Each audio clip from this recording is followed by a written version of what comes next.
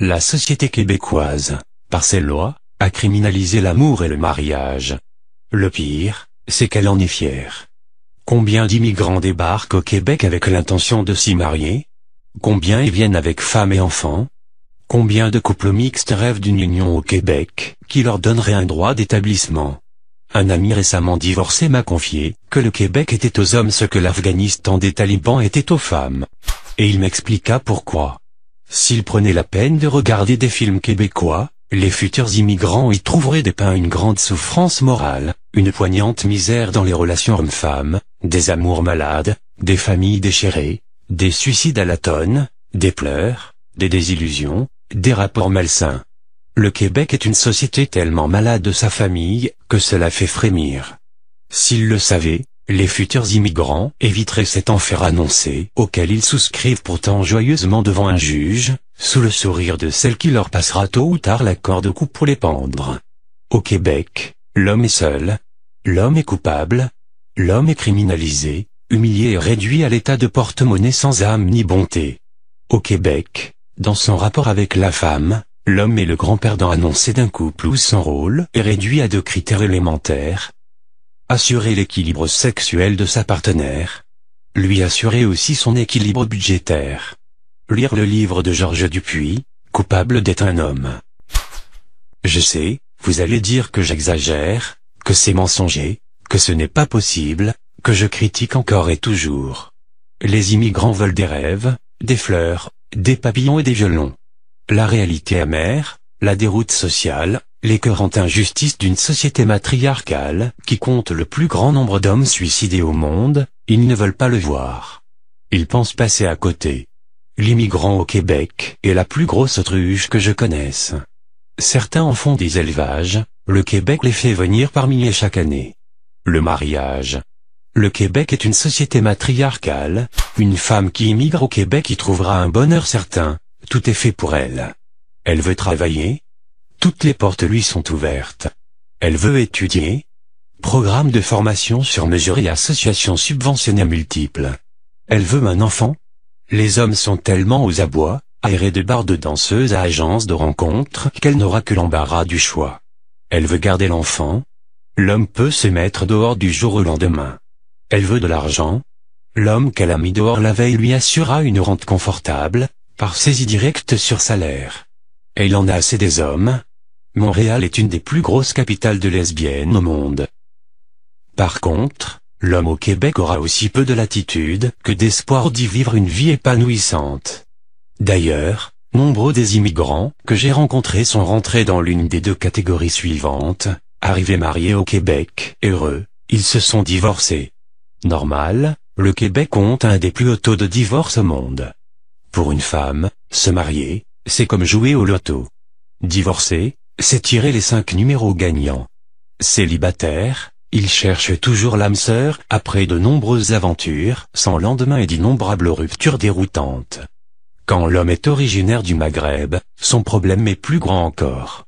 S'il est marié, il va mettre son couple en grand danger, car l'épouse sera vite happée par la communauté sur place et mise au pas du féminisme retrouvé. Le divorce viendra vite, comme pour la majorité d'entre ceux qui sont venus et qui ont tout perdu, femmes, enfants, dignité, respect, finances. S'il est célibataire, il va se retrouver devant 2 problèmes insurmontables. Les Québécoises promettent l'ivresse d'une intégration sur l'oreiller. S'il veut trouver son ami parmi la communauté féminine arabe, il aura d'autant plus de mal que celle-ci opte pour les Québécois, pour les mêmes raisons que lui voulait initialement une Québécoise, en vain. Sauf que les femmes auront moins de problèmes que les hommes. Mais qu'il se rassure, Montréal recense un nombre impressionnant de bars de danseuses nues où il pourra se rincer l'œil sans y laisser un demi-mois de salaire en pension alimentaire à vie. Si l'homme vient d'Europe, il aura moins de problèmes en apparence, quoique autant sur le fond. S'il arrive marié, les chances qu'il divorce dans les 3 ans au Québec sont terriblement élevées. S'il est célibataire, certes, les Québécoises lui seront faciles d'accès, mais pour du court terme seulement. Au bout d'un moment, l'exotisme s'étant estompé, chacun reprendra son chemin. Si un mariage a été célébré autre-temps, le divorce fera connaître à l'heureux immigrant les meilleurs côtés de la province. Le divorce. Si l'homme au Québec a commis l'audace des 2 crimes suivants, il s'est marié, il a eu un ou plusieurs enfants. Il est considéré comme un criminel en puissance. En effet, sa conjointe peut à tout moment plier bagage et partir refaire sa vie en vidant celle de l'ex. Le contrat de mariage est un contrat dont les termes lient l'homme à la femme seulement, et non l'inverse. Le Québec a réussi à faire d'un contrat d'amour un modèle de haine. La femme peut en briser les termes sans renoncer aux avantages du bris. Un peu comme si vous rameniez une voiture abîmée par votre faute chez votre concessionnaire et lui en réclamiez la valeur à neuf. Vous allez vous lever et dire, non mon vieux. Si tu casses, tu payes. Pas au Québec. Au Québec, dans ce paradis de justice sociale féministe, la femme casse, l'homme paye. Quand un homme se fait dire par sa conjointe qu'elle le quitte, c'est comme si son médecin lui annonçait un cancer. C'est le début d'une longue agonie. Une agonie que rien ni personne ne viendra soulager. Au Québec, on s'émeut des réfugiés, des handicapés, des vieux, des femmes et des enfants, mais pas des hommes, pas des pères divorcés, pas des suicidés.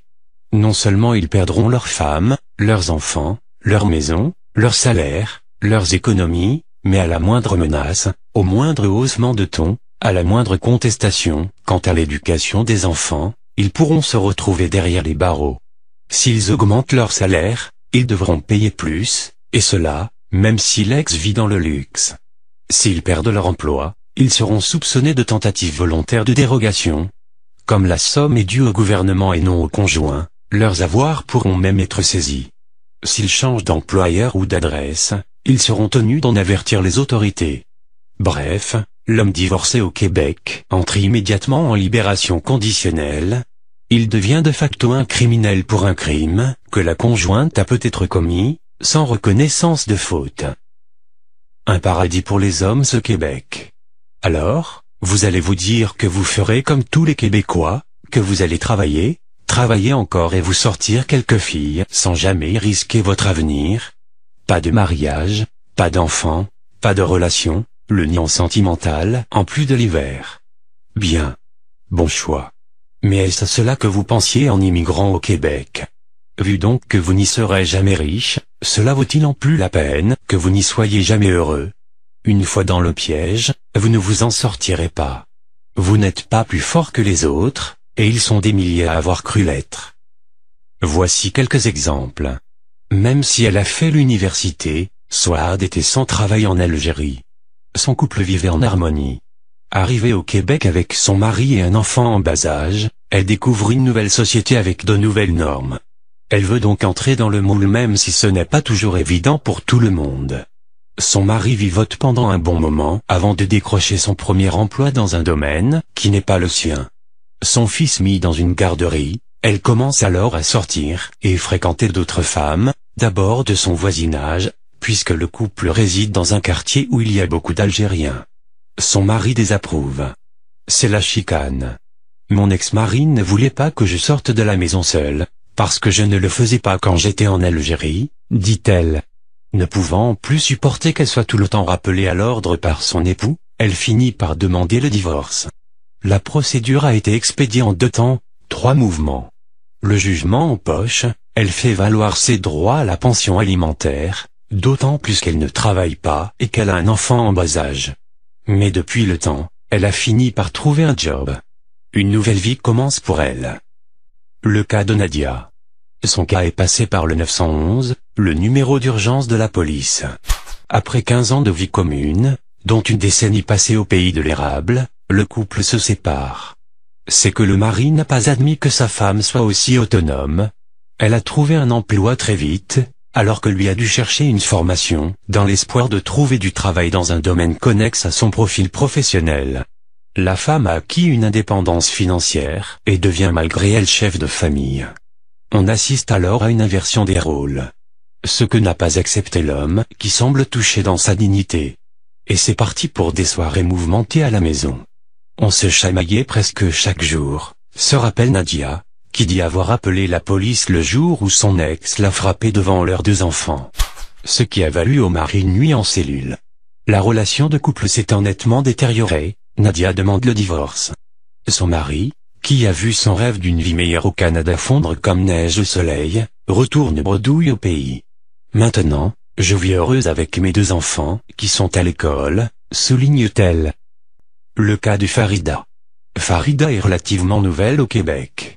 Arrivée en juillet 2009, avec son mari et ses 2 filles scolarisées, elle est restée plus d'1 année sans travail. Pourtant, elle avait au pays sa petite entreprise qui tournait bien, elle qui avait une vie professionnelle des plus denses. Son mari non plus n'a pas trouvé d'emploi. D'ailleurs, il n'a pas tardé à rentrer en Algérie pour régler ses affaires. J'ai dû suivre une formation en création d'entreprise. Maintenant je gère avec mon associé une affaire ici, dira Farida, qui a fait des pieds et des mains pour faire revenir son mari auprès d'elle. Seulement voilà, l'homme a changé. Pour tirer l'affaire au clair, elle est rentrée en catastrophe en Algérie. Pour toute explication, ce fut une procédure de divorce enclenchée au tribunal de Tizi Ouzou. Elle attend maintenant le jugement. Son mari qui a rallié récemment Montréal a été contraint de quitter le domicile conjugal. Il vit seul, alors que son ex-épouse a gardé la maison avec ses 2 filles. Le cas de Nordine, divorcé dans l'avion. Nordine tomba des nues, le jour où il a appris de la bouche de sa femme cette sévère sentence qui a failli lui couper le souffle.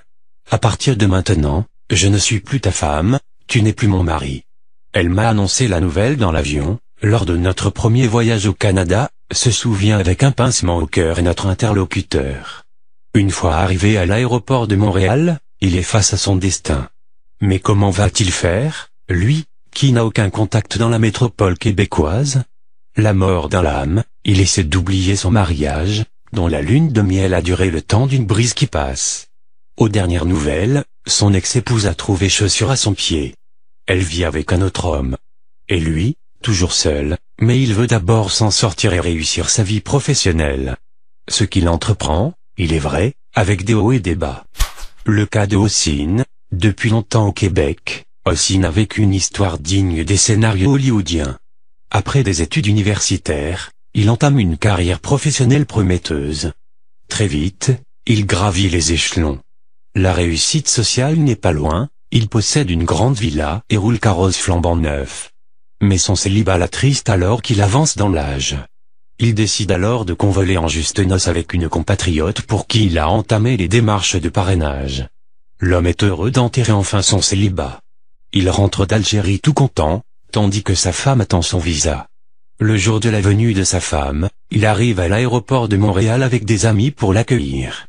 Mais voilà que celle qui est censée être sa moitié, au lieu de venir dans sa direction dans le hall de l'aéroport, a pris la tangente avec un Québécois, pur laine selon la formule consacrée, avec qui elle était en contact via Internet. Hossein a vu le monde s'écrouler sous ses pieds. Échaudé, il hésite à chercher une femme pour son cœur meurtri. Le cas de Radi Lebrich, d'architecte à sans-abri. En quelques mois, Radi Lebrich est passé d'architecte de renom, en Algérie, à sans-abri, dans les rues de Montréal. Cet homme, père de 2 enfants, que rien ne prédestinait à vivre dans la rue, est décédé tragiquement, après avoir été happé par un wagon de métro. Radi Lebrich, 59 ans, un architecte originaire d'Annaba devenu sans domicile fixe et SDF, à Montréal, après son divorce avec sa femme, a été percuté mortellement par une rame de métro à la station Langelier, à l'est de la métropole québécoise. Selon la police, il était en état d'ébriété.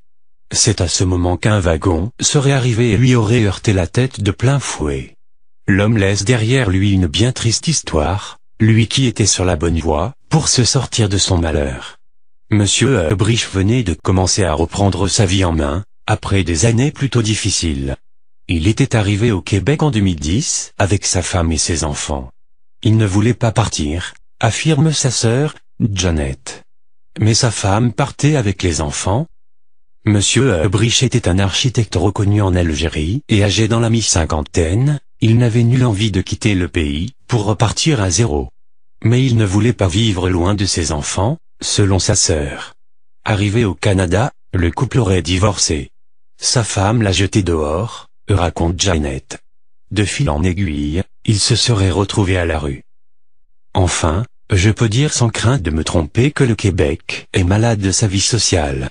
Ne vous en approchez pas trop près, ni laissez pas votre santé mentale et le bonheur que vous auriez pu trouver ailleurs. La société québécoise, par ses lois, à criminaliser l'amour et le mariage. Le pire, c'est qu'elle en est fière.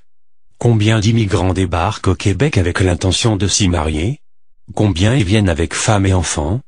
Combien de couples mixtes rêvent d'une union au Québec, qui leur donnerait un droit d'établissement? Un ami récemment divorcé m'a confié que le Québec était aux hommes ce que l'Afghanistan des talibans était aux femmes. Et il m'expliqua pourquoi, joyeusement devant un juge, sous le sourire de celle qui leur passera tôt ou tard la corde au cou pour les pendre. Au Québec, l'homme est seul, l'homme est coupable, l'homme est criminalisé, humilié et réduit à l'état de porte-monnaie sans âme ni bonté. Au Québec, dans son rapport avec la femme, l'homme est le grand perdant annoncé d'un couple où son rôle est réduit à 2 critères élémentaires. Assurer l'équilibre sexuel de sa partenaire. Lui assurer aussi son équilibre. S'il prenait la peine de regarder des films québécois, les futurs immigrants y trouveraient dépeint une grande souffrance morale, une poignante misère dans les relations hommes-femmes, des amours malades, des familles déchirées, des suicides à la tonne, des pleurs, des désillusions, des rapports malsains. Le Québec est une société tellement malade de sa famille, que cela fait frémir. S'ils le savaient, les futurs immigrants éviteraient cet enfer annoncé auquel ils souscrivent pourtant. Ils pensent passer à côté. L'immigrant au Québec est la plus grosse autruche que je connaisse. Certains en font des élevages, le Québec les fait venir par milliers chaque année. Le mariage. Le Québec est une société matriarcale, une femme qui immigre au Québec y trouvera un bonheur certain, tout est fait pour elle. Elle veut travailler? Toutes les portes lui sont ouvertes. Elle veut étudier? Programme de formation sur mesure budgétaire. Lire le livre de Georges Dupuis, Coupable d'être un homme. Je sais, vous allez dire que j'exagère, que c'est mensonger, que ce n'est pas possible, que je critique encore et toujours. Les immigrants veulent des rêves, des fleurs, des papillons et des violons. La réalité amère, la déroute sociale, l'écœurante injustice d'une société matriarcale qui compte le plus grand nombre d'hommes suicidés au monde, ils ne veulent pas le voir.